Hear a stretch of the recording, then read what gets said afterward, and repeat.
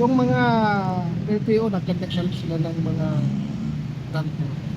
Yes, kakab na kami ng when regards dun sa security preparation natin, tinitik natin yung mga posting natin, yung police assistance desk, kung kumplete yung tao, mga secret po nila, mga pwede pang pakailangan.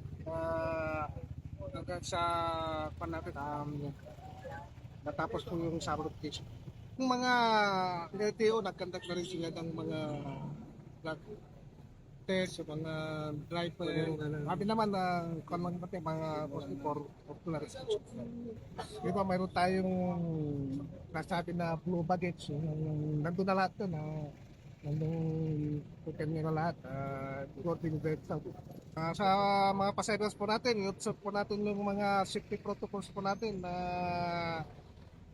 alam nyo naman na mga safety tips regarding security na unang-una, tulad natin yung sarili natin, mga gamit,